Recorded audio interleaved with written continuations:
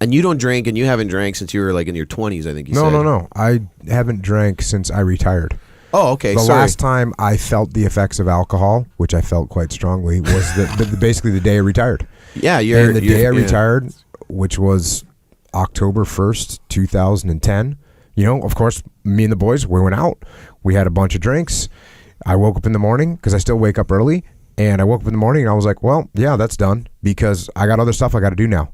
And basically, when I no longer had, we'll call them friends to drink with, then I was like, yeah, well, I'm done with that. And I just, ever since then, just haven't really, I've had, and another thing is sometimes people think I'm like offended if they have drinks or whatever, and I'm not, I remember actually I was on, the first podcast I was on was Tim Ferriss's. Yep. And we got done with the podcast and we went out to go grab some food because I was staying the night at his house, and we went out and we got some food, we got some steak, and he's like, do you mind if I have a glass of wine with this? And I was like, bro, I don't care. You're not like a reformed alcoholic. No, or I'm not. Yeah. You just decided one day, you're like my dad. One day he was like, this gets in the way of work. Yeah, that's kind of my attitude. It doesn't really, I mean, if I want to drink something that tastes good, then I'll drink chocolate milk, which I love the taste of. Maybe I'll have a Jocko White too, right? I mean, that stuff makes me feel good. Yeah. And I just, and people ask me about a lot of, and it's something that I need to address on the podcast, because the other thing is,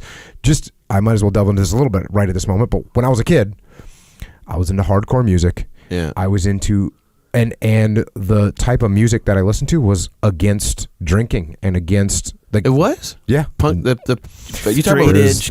We're talking straight edge. We're talking Minor Threat. Really? Yes, absolutely. And so it was almost, and I was never really, I'm not a real good follower. So anytime there's some kind of a movement going on, I'm always like saying, wait, why is this movement going on? Why? I always question it. I don't just jump in. I'm hard to get on board with something like that.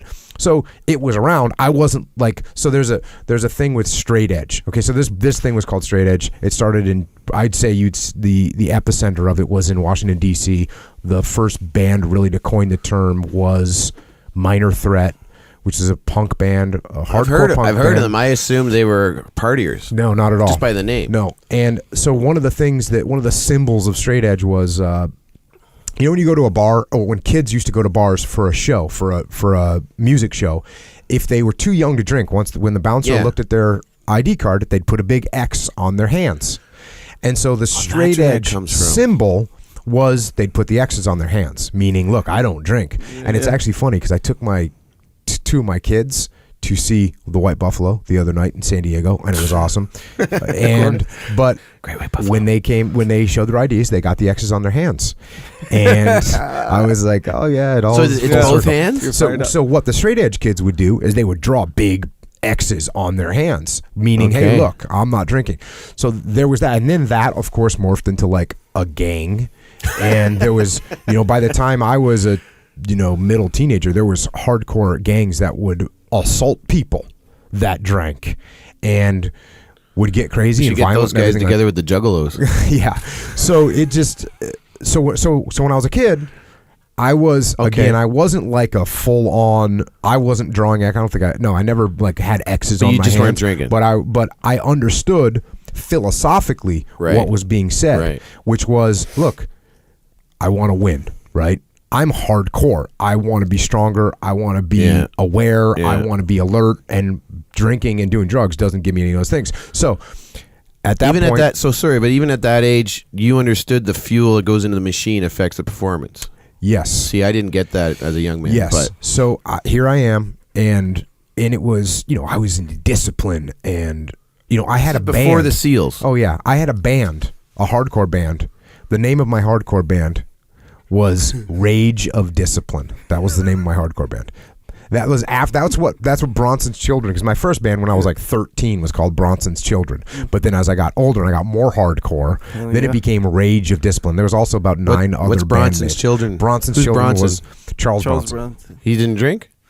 I don't even know. Oh, no. But Charles Bronson. That's a dope name. We do know Charles Bronson was a badass. And when I was a kid, I thought Charles Bronson was the man because he's the baddest man on the planet. Yeah, he was, a tail gunner in a bomber in World War II, and he grew up in the mines. Yeah. When he was a kid, when he was 10 years old or 11 years old, he was working in the mines. Oh yeah. And until he was old enough, he used to have to wear a dress because his parents didn't have money to buy him clothes. So he had to wear one of his sister's dresses down to the mines. Yeah.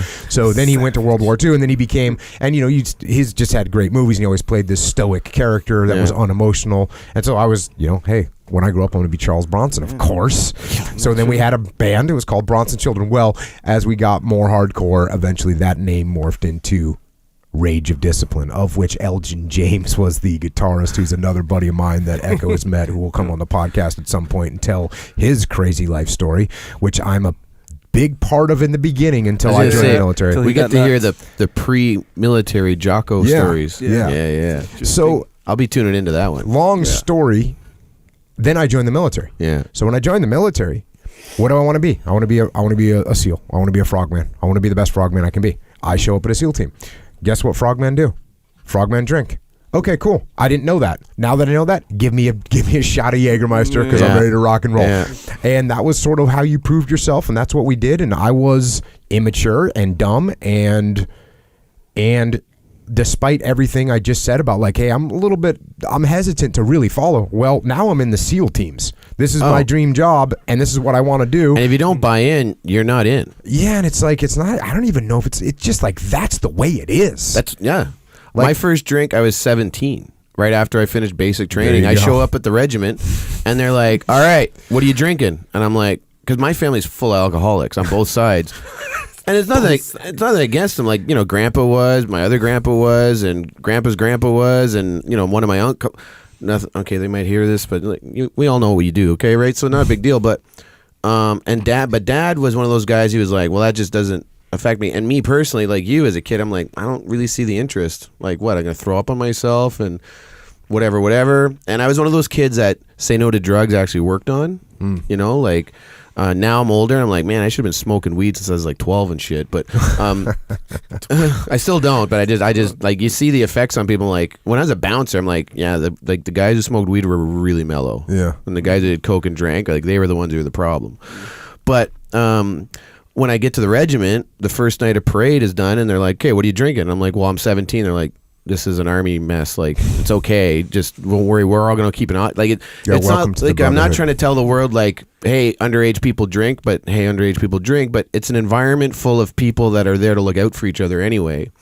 So I had a couple of drinks, and I'm like, okay, this is the way it is. And same thing. Yeah. Work Monday to Friday. You work your ass off. You go hard as you can. You go hard in the paint. Right. Your tires are stripped at the end of the day. Friday rolls around. Okay, we don't see it 8 a.m. Monday morning, boys. And, if you're going to drink, don't drive. But if you do drink, driver. That's what you got told when you're dismissed for the weekend, right? Yeah. And so basically have fun, blow off the steam, don't hurt anybody, and take care of each other is basically what you're told. So the SEAL teams definitely is a culture. It was even more when I first got in, because now you're talking about the old Vietnam guys, and there wasn't a war going on, and it was just, hey, what are you going to do if there's no war going on and you're a frogman? What are you going to do? Well, we drank, and I'm going to look down on it. I mean, we had a great time. It was fun. We bonded. We it was fun. It was what it was what we did, and I'm not even trying to say anything negative about it, but that's what it was.